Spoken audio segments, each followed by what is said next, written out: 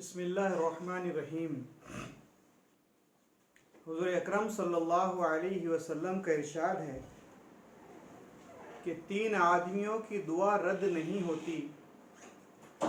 एक रोज़ेदार की दुआ इफ्तार के वक्त, दूसरे आदिल बादशाह की दुआ और तीसरा मज़लूम की दुआ, जिसको अल्लाह ताला शानो बादलों से ऊपर उठा लेते हैं और आसमान के दरवाज़े उसके लिए खोल दिए जाते हैं और इरशाद होता है कि मैं तेरी ज़रूर मदद करूँगा, गो किसी मसलहत से कुछ देर हो जाए। फ़ायदा दुर्र मंसूर में हज़रत आयशा रज़ी अल्लाह तआला अन्हा से नकल किया गया है कि जब रमज़ान आता था तो नबी करीम सल्लल्लाहु अलैहि वसल्लम का रंग बदल जाता था और नमाज में इजाफ़ा हो जाता था और दुआ में बहुत आजिज़ी फरमाते थे और खौफ गालिब हो जाता था। दूसरी रिवायत में फरमाते हैं कि रमज़ान के ख़त्म तक बिस्तर पर तशरीफ़ नहीं लाते थे। एक रिवायत में है कि अल्लाह ताला शानो रमज़ान में अर्श के उठाने वाले फ़रिश्तों को हुक्म फरमा देते हैं कि अपनी अपनी इबादतें छोड़ दो और रोज़ेदारों की दुआओं पर आमीन कहो। बहुत सी रिवायत में रमज़ान की दुआ का खुसूसियत से कबूल होना मालूम होता है और ये बेतरद्दुद बात है कि जब अल्लाह का वादा है और सच्चे रसूल सल्लल्लाहु अलैहि वसल्लम का नकल किया हुआ है तो उसके पूरा होने में कुछ तरद्दुद नहीं। लेकिन इसके बाद भी बाज़ लोग किसी गर्ज़ के लिए दुआ करते हैं मगर वो काम नहीं होता, तो इससे ये नहीं समझ लेना चाहिए कि वो दुआ कबूल नहीं हुई, बल्कि दुआ के कबूल होने के मायने समझ लेना चाहिए। नबी करीम सल्लल्लाहु अलैहि वसल्लम का इरशाद है कि जब मुसलमान दुआ करता है बशर्ते कि क़ता रहमी या किसी गुनाह की दुआ ना करे तो अल्लाह ताला शानों के यहाँ से 3 चीज़ों में से एक चीज़ ज़रूर मिलती है, या ख़ुद वही चीज़ मिलती है जिसकी दुआ की, या उसके बदले में कोई बुराई मुसीबत उससे हटा दी जाती है, या आखिरत में इस कदर सवाब इसके हिस्से में लिख दिया जाता है। एक हदीस में आया है कि क़यामत के दिन अल्लाह ताला शानो बंदे को बुलाकर इरशाद फरमाएंगे, ऐ मेरे बंदे, मैंने तुझे दुआ करने का हुक्म दिया था और उसके कबूल करने का वादा किया था। तूने मुझसे दुआ मांगी थी? वो अर्ज़ करेगा कि मांगी थी। इस पर इरशाद होगा कि तूने कोई दुआ ऐसी नहीं की जिसको मैंने कबूल ना किया हो। तूने फ़ला दुआ मांगी थी कि फ़ला तकलीफ़ हटा दी जाए, मैंने उसको दुनिया में पूरा कर दिया था। और फ़ला गम के दफ़ा होने के लिए दुआ की थी मगर उसका असर कुछ तुझे मालूम नहीं हुआ, मैंने उसके बदले में फ़ला अजर व सवाब अब तेरे लिए मुतय्यन किया है। हुज़ूर सल्लल्लाहु अलैहि वसल्लम इरशाद फरमाते हैं कि उसको हर दुआ याद करवाई जाएगी और उसको दुनिया में पूरा होना या आखिरत में उसका एवज़ बतलाया जाएगा। इस अजर व सवाब की कसरत को देखकर वो बंदा इसकी तमन्ना करेगा कि काश दुनिया में इसकी कोई दुआ पूरी ना हुई होती, कि यहाँ उसका इस कदर अजर मिल रहा है। गर्ज़ दुआ निहायत ही अहम चीज़ है, इसकी तरफ से गफलत बड़े सख्त नुकसान और खसारे की बात है। ज़ाहिर है अगर कबूल के आसार ना देखें तो बददिल ना होना चाहिए।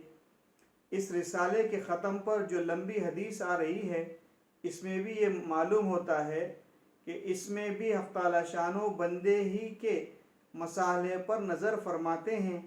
अगर उसके लिए उस चीज़ का अता फरमाना मसलहत होता है तो मरहमत फरमाते हैं, वरना नहीं। ये भी अल्लाह ताला का बड़ा एहसान है कि हम लोग बसा औक़ात अपनी नाफहमी से ऐसी चीज़ें मांगते हैं जो हमारे लिए मुनासिब नहीं होती। इसके साथ दूसरी ज़रूरी और अहम बात काबिल लिहाज ये है कि बहुत से मर्द और औरतें तो ख़ास तौर पर इस मर्ज़ में मुब्तला हैं کہ بسا اوقات غصے اور رنج میں اولاد وغیرہ کو بددعا دیتی ہے۔ یاد رکھے اللہ تعالی شانہ نے کے عالی دربار میں بعض اوقات ایسے خاص قبولیت کے ہوتے ہیں کہ جو مانگو مل جاتا ہے۔ یہ احمق غصے میں اول تو اولاد کو کوستی ہے، اور جب وہ مر جاتی ہے یا کسی مصیبت میں مبتلا ہو جاتی ہے تو پھر روتی پھرتی ہے۔ اس کا خیال بھی نہیں آتا کہ یہ مصیبت خود اپنی ہی بددعا سے مانگی ہوئی ہے۔ نبی کریم صلی اللہ علیہ وسلم کا ارشاد ہے کہ اپنی جانوں اور اولادوں کو نیز مال اور خادموں کو بددعا نہ دیا کرو، مبادا اللہ تعالیٰ کسی ایسے خاص وقت میں واقع ہو جائے جو قبولیت کا ہو۔ بالخصوص رمضان المبارک کا تمام مہینہ تو بہت ہی خاص وقت ہے، اس میں اہتمام سے بچنے کی کوشش ضروری ہے۔ حضرت عمر رضی اللہ تعالیٰ عنہ حضور اکرم صلی اللہ علیہ وسلم سے نقل کرتے ہیں کہ رمضان المبارک میں اللہ تعالیٰ کی یاد کرنے والا شخص بخشا بخشایا ہے، اور اللہ سے مانگنے والا نامراد نہیں ہوتا۔ ابن مسعود رضی اللہ تعالیٰ عنہ کی ایک روایت میں سے ترغیب میں نقل کیا گیا ہے کہ رمضان المبارک کی ہر رات میں ایک منادی پکارتا ہے، اے خیر کے تلاش کرنے والے، متوجہ ہو اور آگے بڑھ، اور اے برائی کے طلبگار بس کر اور آنکھیں کھول۔ اس کے بعد وہ فرشتہ کہتا ہے، کوئی مغفرت چاہنے والا ہے کہ اس کی مغفرت کی جائے، کوئی توبہ کرنے والا ہے کہ اس کی توبہ قبول کی جائے، کوئی مانگنے والا ہے کہ اس کا سوال پورا کیا جائے۔ اس سب کے بعد یہ امر بھی نہایت ضروری ہے اور قابل لحاظ ہے کہ دعا قبول ہونے کے لیے کچھ شرائط بھی وارد ہوئے ہیں۔ اس کے فوت ہونے سے بسا اوقات دعا رد کر دی جاتی ہے۔ من جملہ ان کے حرام غذا ہے کہ اس کی وجہ سے بھی دعائیں رد ہو جاتی ہے۔ نبی کریم صلی اللہ علیہ وسلم کا ارشاد ہے کہ بہت سے پریشان حال آسمان کی طرف ہاتھ کھینچ کر دعا مانگتے ہیں اور یا رب کہتے ہیں، مگر کھانا حرام، پینا حرام، لباس حرام، ایسی حالت میں کہاں دعا قبول ہو سکتی ہے؟ مورخین نے لکھا ہے کہ کوفے میں مستجاب الدعا لوگوں کی ایک جماعت تھی۔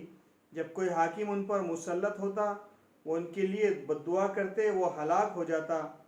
حجاج ظالم کا جب وہاں تسلط ہوا تو اس نے ایک دعوت کی جس میں ان حضرات کو خاص طور سے شریک کیا، اور جب کھانے سے فارغ ہو چکے تو اس نے کہا، میں ان لوگوں کی بددعا سے محفوظ ہو گیا کہ حرام کی روزی ان کے پیٹ میں داخل ہو گئی۔